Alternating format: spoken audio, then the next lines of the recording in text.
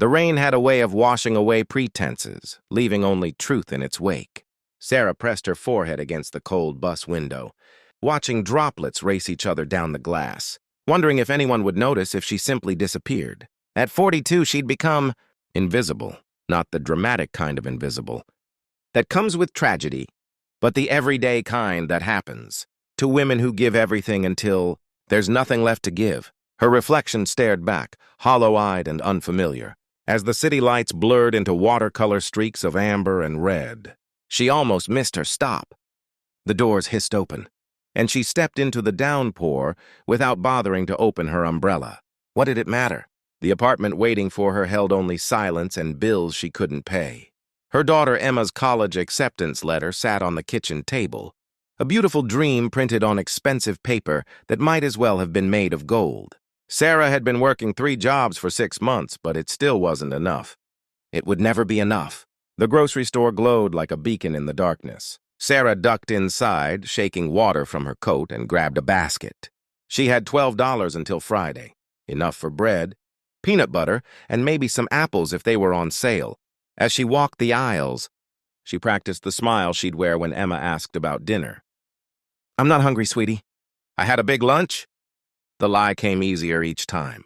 That's when she heard the crying. It was soft, muffled, coming from the cereal aisle. Sarah found her there, a girl, maybe 7 or 8, with tangled blonde hair and a jacket 2 sizes too small. She was sitting on the floor, knees pulled to her chest, shoulders shaking. No parent in sight. "Honey?" Sarah knelt beside her, forgetting her own troubles for a moment. "Are you okay?" "Where's your mom?" The girl looked up with eyes too old for her face. "She's in the car. She told me to wait, but that was a long time ago." Her voice cracked. "I'm really hungry." Sarah's heart twisted. She knew that kind of hunger, not the kind that comes from missing one meal, but the deep, gnawing emptiness that becomes a constant companion. She glanced toward the store's entrance, then back at the child. "What's your name?" "Lily." "Okay, Lily, let's get you something to eat." Sarah didn't think about her. $12, or Emma's college fund, or the electric bill. She just grabbed a box of crackers, some cheese, and a juice box. At the register, she asked the cashier to hold her basket while she took Lily outside. The car was easy to spot. An old Honda with a shattered taillight, parked in the far corner under a broken street lamp. Inside, a woman slumped over the steering wheel. Sarah's knock startled her awake. The woman's face was gaunt, her eyes fevered with the particular desperation Sarah recognized from her own mirror. "I found your daughter inside," Sarah said through the cracked window. She was scared. The woman's face crumpled. "I just needed to close my eyes for a minute. I've been driving for 2 days straight. We left because—" She stopped, glancing at Lily. "We had to leave." Sarah understood the weight of those unspoken words. Domestic violence, maybe, or eviction? The specifics didn't matter. Pain was pain. "Listen," Sarah heard herself say, "I don't have much, but I have a couch. It's not fancy, but it's warm and dry. Just for tonight until you figure things out." The woman stared at her like she'd offered $1 million. "Why would you do that?" "You don't even know us." Sarah smiled, and for the first time in months, it was real. "Maybe that's exactly why." The woman's name was Jennifer, and her story poured out over cheap tea in Sarah's tiny kitchen while Lily and Emma watched a movie in the living room. An abusive husband, a middle-of-the-night escape, 300 miles with nowhere to go. Jennifer had been a nurse before her husband isolated her from everyone she knew. Now she had nothing, no job, no references, no hope. "I'm sorry," Jennifer whispered, wiping her eyes. "You have your own problems." "I can see it in your face." Sarah laughed bitterly. "That obvious, huh? Takes one to know one." They sat in companionable silence, 2 women drowning in separate oceans, somehow finding a piece of driftwood to share. Then Emma wandered in, Lily trailing behind her.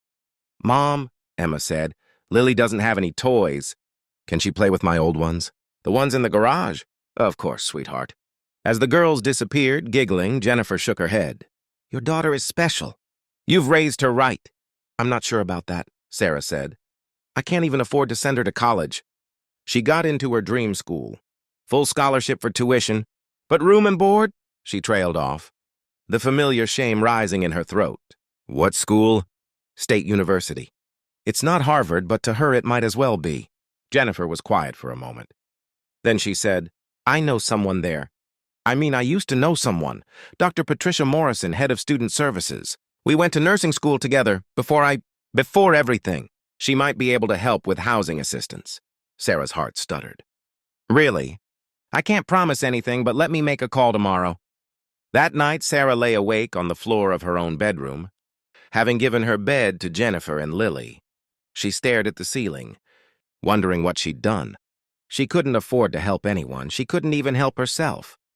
But when she heard Lily's soft snoring, peaceful for the first time in who knew how long, something loosened in her chest. The next morning brought surprises. Jennifer did make that call, and Dr. Morrison not only remembered her, but was eager to help. She connected Emma with an emergency housing program that would cover her room and board. But that wasn't all. Sarah, Dr. Morrison said when Jennifer handed her the phone, Jennifer told me what you did for her. The hospital where I volunteer is always looking for people with her kind of compassion. Would you be interested in a position? It's administrative entry level, but it comes with benefits and decent pay. Sarah nearly dropped the phone. I don't understand. Sometimes helping someone means helping yourself, Dr. Morrison said. Jennifer's going to need references to get back into nursing. If you can vouch for her character, I can get her into a bridge program here. She can work while she gets recertified. Within 2 weeks, everything had changed. Jennifer and Lily moved into temporary housing near the hospital. Sarah started her new job, finally able to breathe without the crushing weight of financial panic. Emma packed for college, her eyes bright with possibility. And somehow, impossibly, they'd all become family. On Emma's move-in day, Sarah stood in the dorm parking lot, hugging her daughter tight. Jennifer and Lily were there too, carrying boxes, laughing at Lily's insistence that she'd visit Emma every weekend. Mom, Emma whispered, I'm so proud of you. You saved them. Sarah shook her head, tears streaming down her face. No, baby. They saved us, because that was the truth of it. In trying to lift someone else from the depths, Sarah had found her own way back to the surface. Kindness, she'd learned, wasn't something you gave from abundance. It was something you gave from necessity, from the knowledge that we're all just one. Catastrophe away from needing a stranger's compassion. 6 months later, Sarah received a letter. Inside was a photo of Jennifer in her nursing scrubs, Lily beaming beside her, and a simple note. Because of you, we're whole again. Thank you for seeing us when we were invisible. Sarah tucked the photo into her wallet, next to the one of Emma on her first day of college. She thought about that rainy night in the grocery store, how close she'd come to walking past that crying child because she'd believed she had nothing left to give. But that was the miracle of humanity, wasn't it? Even when you thought you were empty, there was always something left. A hand to hold, a couch to share, a moment of recognition that we're all fighting battles no one else can see. And sometimes the simple act of acknowledging someone else's pain was enough to transform 2 lives, or 4, or countless others rippling out into the world. Sarah had learned that kindness wasn't a transaction. It wasn't about having enough to spare. It was about understanding that in our shared vulnerability, in our collective struggle to survive and love and hope despite everything, we were already enough. We had always been enough. And on the days when the weight of the world felt too heavy, she'd remember. Sometimes saving someone else is how you save yourself. Sometimes the greatest act of courage is simply being there. Showing up, saying, I see you to someone who's become invisible. Because we're all her. The woman on the edge. The child in need. The stranger offering shelter from the storm. We're all just humans, stumbling through the rain, hoping someone will see us and choose kindness. And when we do, when we reach out despite our own emptiness, we discover that love multiplies in ways money never could. That's when miracles happen. Not because they're magical, but because they're profoundly, beautifully human.